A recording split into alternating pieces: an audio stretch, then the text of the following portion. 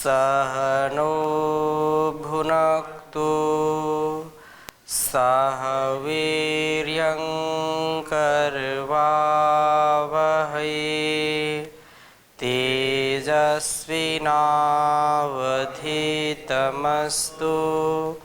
मा विद्विषावहै। ओम शांति शांति शांति। वैदिक जीवन पद्धति की इस कक्षा में आप सबका हार्दिक स्वागत है, अभिनंदन है। ईश्वर स्तुति प्रार्थना उपासना के अंतिम मंत्र का हम स्वाध्याय कर रहे हैं। अग्ने नय सुपथाराये अस्मान विश्वानि देव वयुनानि विद्वान योयोध्यस्मज्जूराणमेनो भूयिष्ठान्ते नम उक्तिम विधेम। बहुत ही अच्छी प्रेरणा, बहुत ही अच्छी प्रार्थना इस मंत्र के द्वारा की गई है। और यह जो प्रेरणा है सत पथ से जाने की, उत्तम मार्ग से अपने जीवन बिताने की, सदाचार युक्त मार्ग में अपने संपूर्ण जीवन को चलाने की जो याचना है, जो प्रार्थना है, उस परम पिता परमेश्वर से वो हम सबकी होनी चाहिए। पथ दुर्गम है, यह इतना सरल पथ भी नहीं है, लेकिन इतना कठिन भी नहीं है। जो लोग इसका अनुसरण करते हैं वो निश्चित रूप से अपनी मंजिल को जरूर पाते हैं। हमारा सबका यह ध्येय होना चाहिए कि उस परमपिता परमेश्वर के द्वारा बताए गए मार्ग का ही अवलंबन करें, वेदानुकूल आचरण करें। जैसा ऋषि मुनियों ने हमको जीवन बताया है वैसे जीवन को जी करके हम भी ऋषियों के समान हो जाएंगे। हम सब ऋषि पुत्र हैं, ऋषि पुत्रियां हैं, तो हम जैसा आचरण करेंगे वैसा आचरण हमारी संतति भी करेगी, हमारे पुत्र पुत्रियां शिष्य शिष्याएं भी वैसा आचरण करेंगे, जिससे इस संसार में दिव्यता का आधार होगा। इसके बिना हमारा जीवन और यह जगत कल्याण से, शुभ से, दिव्यता से परिपूर्ण नहीं हो सकता है। अच्छे मार्ग में हम चलेंगे तो निश्चित रूप से अच्छा ही हमको मिलेगा। लोग बोलते हैं कि इसकी लाइन खराब हो गई है। लाइन खराब का मतलब इसकी जो गति प्रगति है, जो पथ है, वो पथ से विचलित हो गया है, आउट ऑफ लाइन हो गया, अर्थात अपने पथ से वो भटक गया है, पथ भ्रष्ट हो गया है। तो हम कभी भी बुद्धि भ्रष्ट ना बने, कभी भी पथ भ्रष्ट ना बने। लोग हम पर ट्रस्ट करें। जब हम पथ भ्रष्ट होंगे, बुद्धि भ्रष्ट होंगे, तो कोई भी ट्रस्ट नहीं करेगा, कोई भी हमारे ऊपर विश्वास नहीं करेगा, कोई भी हमको सम्मान की दृष्टि से नहीं देखेगा। इसलिए हम ऐसा कर्म करें जो सबके लिए और मेरे लिए कल्याणकारी हो। यही प्रार्थना इसमें कही है कि हे अग्ने नय सुपथाराये, हमको जो मोक्ष का मार्ग है, जो कल्याण का मार्ग है, उस पथ से ले चलो। आप पहले ही जो मंत्रों में कहा, आप बंधु हैं, आप हमारे जनिता हैं, विधाता हैं, आप आत्मदा हैं, आप बलदा हैं। इस सारी प्रार्थनाओं को कहने के बाद ये कह रहा है कि सब कुछ आप हैं, इसलिए आप हमको ले चलो। कदाचित ऐसा होता है कि जब हम बढ़ते हैं मार्ग में, हमारे कोई पथ प्रदर्शक होते हैं, या हमको माता पिता के साथ जाना, हमारी आयु छोटी है, तो क्या होता है, अक्सर मेले में, कहीं भीड़ भाड़ में बच्चा जब अकेला होता है तो भटकने का डर होता है। जब बच्चा माता पिता का हाथ पकड़ता है तो कभी ना कभी उसका हाथ छूट सकता है, क्योंकि उसमें इतनी पकड़ नहीं होती है। लेकिन जब माता पिता बच्चों के हाथ को पकड़ते हैं तो वो पकड़ ढीली नहीं करते हैं, वो बच्चा छूट नहीं सकता है उनसे। इसलिए यहाँ प्रार्थना कही कि हे परमपिता परमेश्वर, आप मेरी बाह को पकड़ लीजिए और ऐसे पथ से ले चलिए जहाँ भटकाव ना हो। मैं भटक सकता हूँ, मैं भटकूँ नहीं, मैं कभी अटकूँ नहीं। इसलिए अगने नए सुपथाराए, कल्याण करने के लिए मेरा ये जन्म आपने दिया है संसार का और अपने आप का कल्याण करने के लिए। तो कल्याण कारक मार्ग से आप मुझको ले चलिए। यही बात है कि हे प्रभु, हम यह भी अच्छी तरह से जानते हैं कि आप तक मोक्ष धाम, आप तक अर्थात मोक्ष धाम तक पहुंचने के लिए मन वचन और कर्म से यथेष्ट शुचिता का, पवित्रता का ध्यान रखना पड़ता है। बिना शुचिता पवित्रता के अर्जित किए बिना आप मोक्ष के अधिकारी नहीं बना सकते, क्योंकि आप स्वयं पवित्र हैं। आपको पवित्रता ही पसंद है, क्योंकि आप स्वयं शुचिता के पुंज हैं, प्रकाश के पुंज हैं, ज्ञान के पुंज हैं। इसलिए अज्ञान अंधकार आपको रुचिकर नहीं है। अब मेरे अंदर यदि अज्ञानता अंधकार रहेगा तो मैं कर्म भी वैसे करूंगा, अज्ञानता युक्त कर्म करूंगा, तो मोक्ष का अधिकारी कैसे बन पाऊंगा। इसलिए हे परमपिता परमेश्वर, आप प्रकाशकों के भी प्रकाशक हैं, आप पूर्ण पवित्र हैं, पूर्ण शुचिता से युक्त हैं। वो शुचिता पवित्रता मेरे अंदर भी दीजिए, जिससे मैं आत्म कल्याण को प्राप्त हो सकूं। हमारी जो यह पवित्रता हमारे सत्याचरण एवं धर्माचरण से संपादित सुकर्मों से ही हमको ये प्राप्त हो सकती है। और सुकर्म करने हेतु हमारे अंतःकरण में सुविचारों का उभरना अत्यंत आवश्यक है। लेकिन हे करुणानिधे, हम तो स्वतः में अपने सु या कुविचारों का ठीक से भान नहीं कर पाते।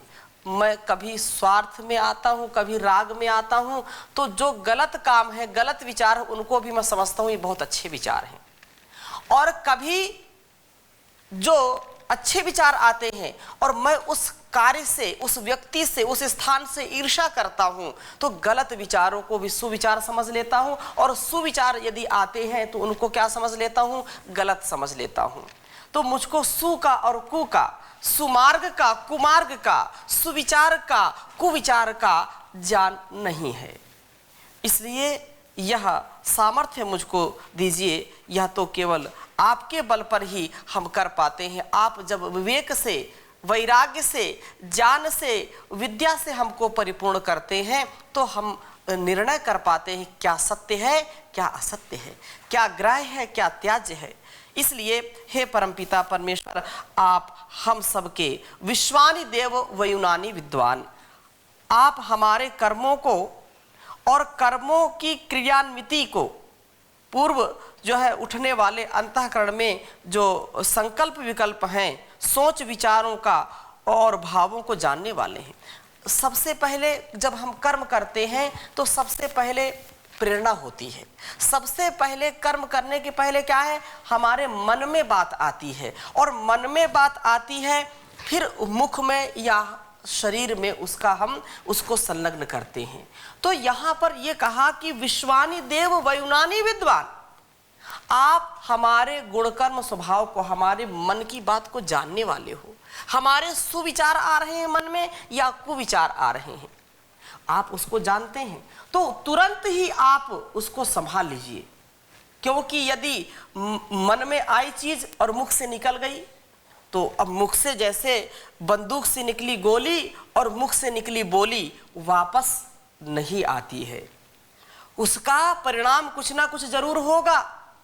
इसलिए हे परम पिता परमेश्वर, मेरी करबद्ध निवेदन है, मेरी याचना है, मेरी विनती है, मेरी प्रार्थना है कि मेरे अंदर के जो सुविचार और कुविचार आते हैं उनका निर्णय आप करिए, और वही विचार मेरे कार्य में क्रियान्वित हों, वही मैं अपने कर्मों में ऐसे विचारों को संलग्न कर सकूं जो मेरे आत्म कल्याण से विश्व कल्याण, राष्ट्र कल्याण का आधार बनने वाले हों, निराधार ना हो। मेरा जीवन बेकार करने वाले ना हो, मेरे राष्ट्र और मेरे विश्व को बेकार करने वाले ना हो। हे परमपिता परमेश्वर, मेरी इस प्रार्थना को स्वीकार करो। अग्ने न सुपथाराय, और आप ही कर सकते हैं, और दुनिया में कोई करने वाला नहीं है, क्योंकि एक दूसरे की मन की बात हम जानते नहीं हैं। हम क्या विचार कर रहे हैं, क्या यहां है या नहीं है, क्या वासना अभी चल रही है, क्या याचना चल रही है, और यह किसी को ज्ञान नहीं होता, केवल उस परम पिता परमेश्वर को ही यह ज्ञान होता है।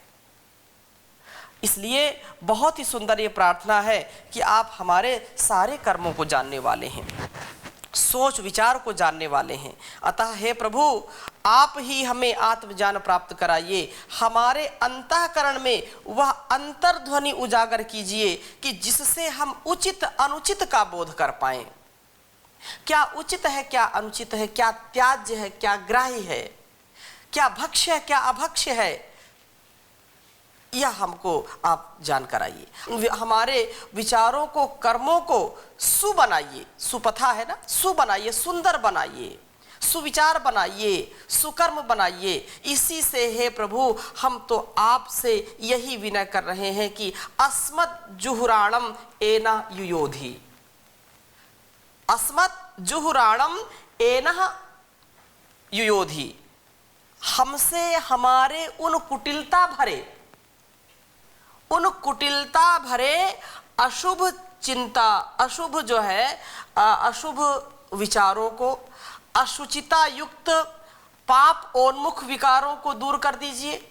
जिसमें अशुचिता है, अपवित्रता है, पाप से परिपूर्ण ऐसे विचार हैं, उनको तत्काल नष्ट कर दीजिए, दूर कर दीजिए। कुटिलता युक्त विचारों को, कुटिलता युक्त कर्मों को हमसे दूर कर दीजिए, ताकि हम सुविचारों के साथ सुकर्मों को प्राप्त कर पाए, और सुकर्मों को करते हुए उस तृतीय धाम के मार्ग पर आरूढ़ हो सकें, और उस धाम का जो है हम लाभ ले सकें, आपके चरणों के स्थान को पा सकें।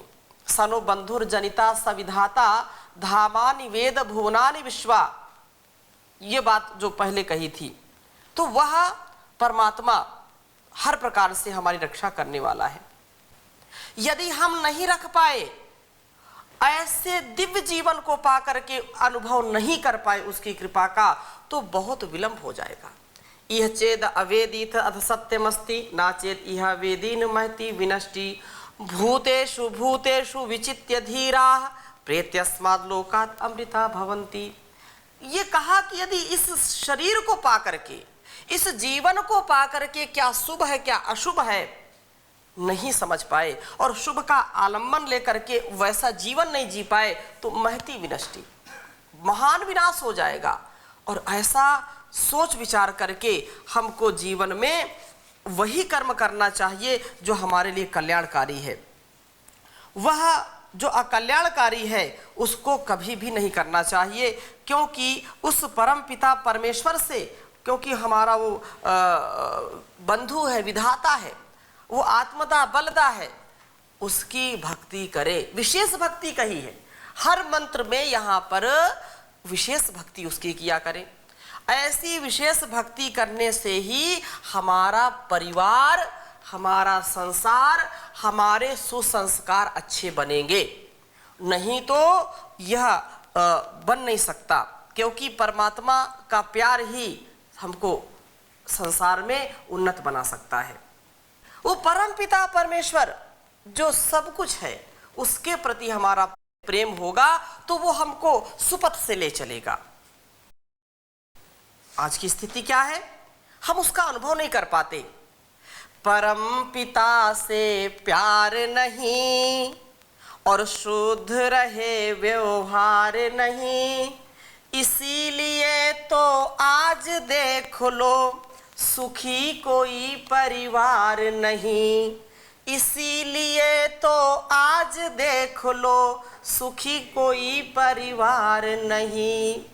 अन्न फूल फल मेवाओं को समय समय पर देता, लेकिन है आश्चर्य यही कि बदले में कुछ नहीं लेता, करता है इनकार नहीं, भेदभाव टकरार नहीं, ऐसे दानी का वो बंदे माने तू उपकार नहीं, परम पिता से प्यार नहीं, शुद्ध रहा व्यवहार नहीं, इसीलिए तो आज देख लो सुखी कोई परिवार नहीं। मानव चोले में ना जाने कितने यंत्र लगाए हैं, कितने यंत्र उससे सजा रखा है। कोई माई का लाल अपने शरीर को चला सकता है क्या? कितना बड़ा विज्ञान आ जाए, अगर बाहर से शरीर को नियंत्रित करना पड़े तो कितना करेंगे, क्या क्या करेंगे।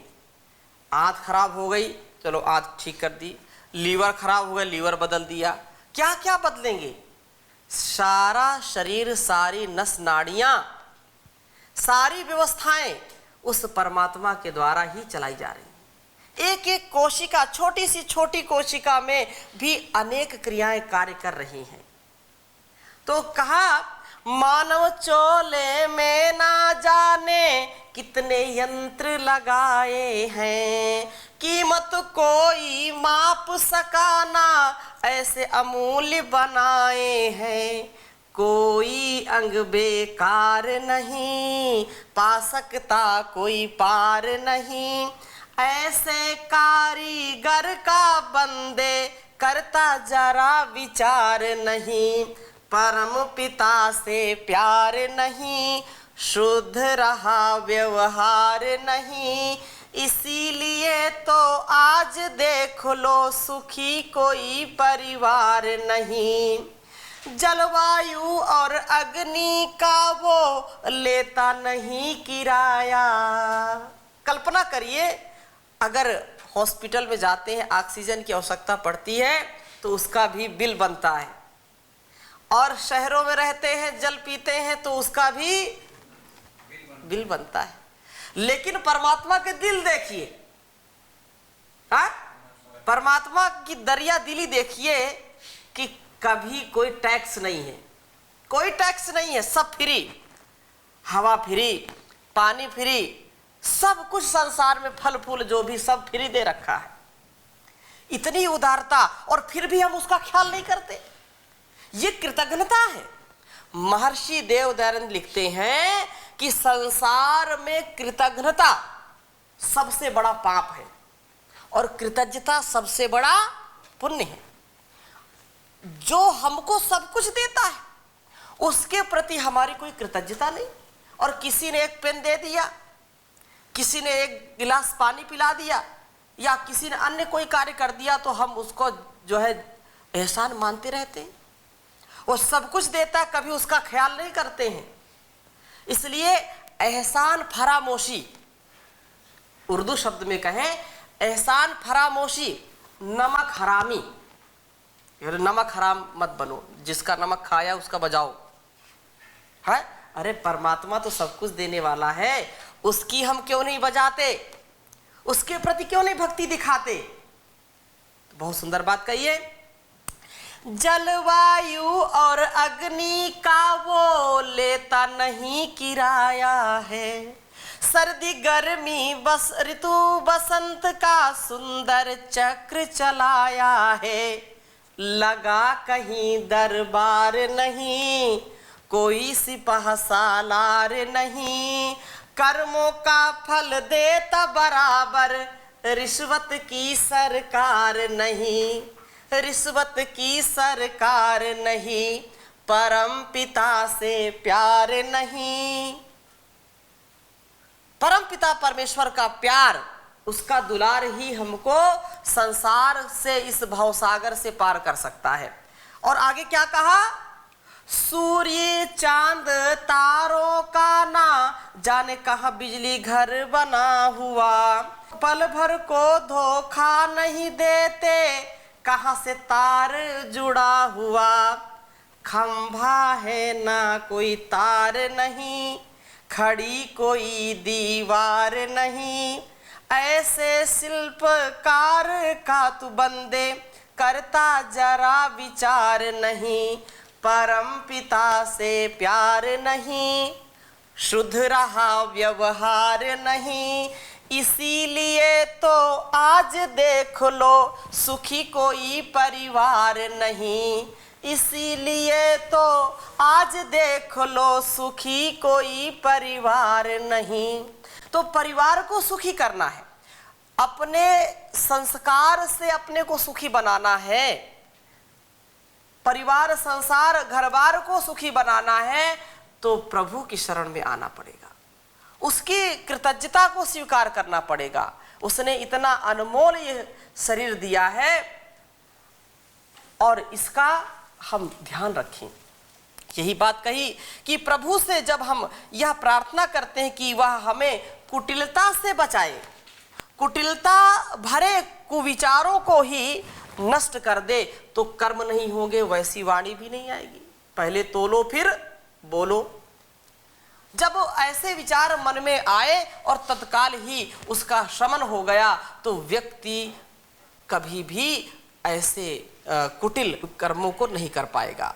हमारे पापोन्मुख विकारों को तथा पापों को दूर कर दे, तो हमारा भी कर्तव्य बनता है कि हम प्रयत्न से प्रयास करें कि हमारे अंतःकरण में कुटिलता पूर्ण विकारों का विचारों का कभी भी भाव ही ना आए, वो कभी उभरे ही नहीं। किसी पदार्थ को या उसके वास को टिकने व पसरने का अवसर भी मिलता है तो वो पसर जाता है। यदि हम ऐसे विचारों में रस लेंगे तो वो निश्चित रूप से हमारी हानि करेंगे, क्योंकि सबसे पहले विषयों का भी ध्यान करते हैं ना। ध्यायतो विषयान पुंसः संगस्तेषु उपजायते, संगात् संजायते कामः, कामात् क्रोधोऽभिजायते, क्रोधात् भवति सम्मोहः, सम्मोहात् स्मृतिविभ्रमः, स्मृतिभ्रंशात् बुद्धिनाशो, बुद्धिनाशात् प्रणश्यति। वो सारे जो है अनहोनी का, सारे अकल्याणों का, सारे जो दुर्गुण दुर्व्यसन दुर्व्यवहारों का मूल क्या है? कुविचार, कुटिलता से भरे हुए विचारों को आना। और ये जब इसका ध्यान करेंगे, इसमें रस लेंगे, तो हमारी हानि जरूर करेंगे ही करेंगे, कोई रोक नहीं सकता है। इसलिए पहले ही उनको कुचल दीजिए। कहते हैं फन उठाने से पहले ही फन कुचल दीजिए। तो ये हमारे अंदर के जो गलत विचारों का जो सर्प है ना, वो जब फन उठाता है तो उसको वहीं पर दबा देना चाहिए।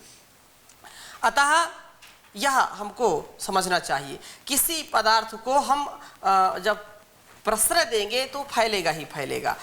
और कहने का आशय, जैसे एक उदाहरण देते हुए, गिलास में हवा भरने का अवसर तभी मिलता है जब गिलास खाली हो। जब गिलास खाली होगा तो हवा भरेगी। जैसे जो है उसमें दूध पानी रख दिया जाए तो हवा उसमें रहेगी नहीं, उसमें द्रव आ गया तो हवा नहीं रहेगी। इसी प्रकार से किसी डिबिया में कपूर रख दिया जाए तो उसमें कपूर से घिरे स्थल के अलावा उसकी जो है वास सारी डिबिया में फैली रहेगी। इस प्रकार से अंतःकरण में यदि रिक्त स्थल रहेगा, रिक्त स्थान रहेगा, तो निश्चित रूप से बुरे विचार आएंगे। खाली मन शैतान का घर, ऐसे बोलते हैं। तो मनो मनुष्याणाम कारणम बंध मोक्षयो हो, मनुष्य का मन ही उसके बंधन का और उसके मोक्ष का कारण बनता है। इसलिए खाली मन को मत रहने दीजिए। इसमें काम आएंगे, क्रोध आएंगे, वासनाएं आएंगी। महर्षि दयानंद जी से एक बार किसी ने पूछा, बहुत जो है, महर्षि क्या आपको भी कभी वासनाएं सताती हैं? वासना कभी आपके काम आकर के आपको सताता है? महर्षि चुप हो गए एक क्षण के लिए और दूसरे क्षण बोले कि आया होगा, लेकिन मुझको व्यस्त पाकर के फिर वो चला गया होगा, क्योंकि मैंने उसको अवसर नहीं दिया।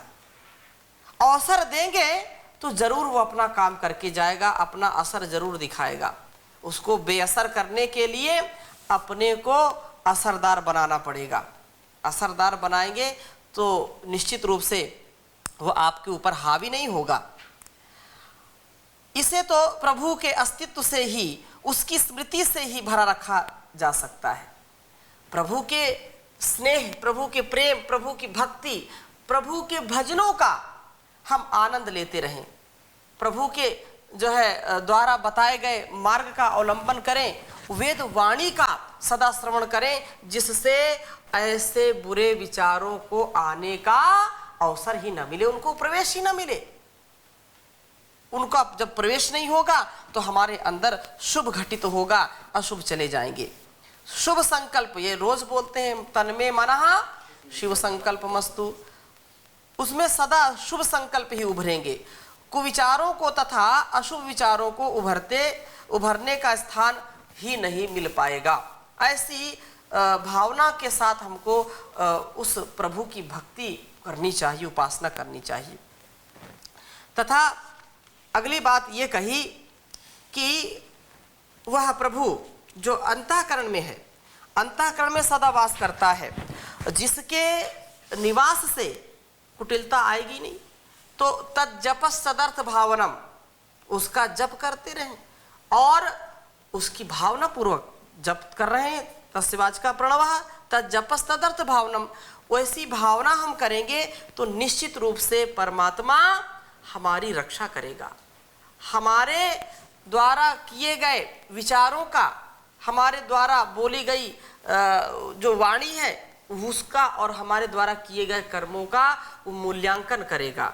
मूल्यांकन में हम कभी भी नीचे पतित न होने पाए, इसके लिए सदा सर्वदा सर्वत्र सजग और सावधान रहना पड़ेगा। और जैसे जो है परमात्मा की स्थिति हमारे उपस्थिति हमारे अस्तित्व में होती है, यद्यपि वो कभी अनुपस्थित नहीं होता है, लेकिन ये हमारी न्यूनता है कि हम उसका अनुभव करें या ना करें। तो जैसे बाहर के लोक में हम देखते हैं कि कहीं जुआरी खेल रहे हो जुआ, और जैसे पुलिस वालों को देखते हैं तुरंत भाग जाते हैं। कोई भ्रष्टाचारी है, कोई आतंकवादी है, जैसे देखें कि अब ये आ गए सुरक्षा वाले तो तुरंत भागते हैं दुम दबा करके। वैसे ही जब ईश्वर की उपस्थिति होती है तो बुरे विचार वहां टिकते नहीं हैं। वासनाएं टिकती नहीं है, वासनाएं चली जाती हैं, तत्काल तत्क्षण नष्ट हो जाती हैं। तो ऐसे भावों का आविर्भाव हो, प्रादुर्भाव हो, जिससे मेरा जीवन उन्नत बने, और यह प्रभु की कृपा से ही संभव हो सकता है। उसकी उपस्थिति से जो है पापजन्य कुटिलता पूर्ण विकारों का टिकना असंभव हो जाता है। सत्संग से, सज्जनों की संगति से, स्वाध्याय से, तप से, जप से ये बुरे विचार नहीं आते हैं। अंतःकरण में प्रभु की विद्यमानता के फलस्वरूप जो प्रकाश बना रहता है, उसमें कुटिल विचारों का अज्ञान अंधकार स्वतः ही भाग खड़ा होता है, उसे वहां टिकने का ठिकाना ही नहीं रह पाता। अग्नि के संपर्क में जिस प्रकार से लोहे का गोला अग्नि रूप हो जाता है, उसी प्रकार प्रभु की अवस्थिति में अंतःकरण की अग्नि रूप हो जाता है, अर्थात प्रकाशमय हो जाता है, अज्ञानता का नाश हो जाता है, पूर्ण प्रकाशमान हो जाता है और उसके गुणकर्म स्वभाव अनुसार पवित्र हो जाता है। तब हम प्रभु के सानिध्य में मोक्ष आनंद की जो है प्राप्ति के अधिकारी बन जाते हैं। तो शेष चर्चा अगली कक्षा में करेंगे, अभी यहीं पर विराम देते हैं। ओम शांति शांति शांति।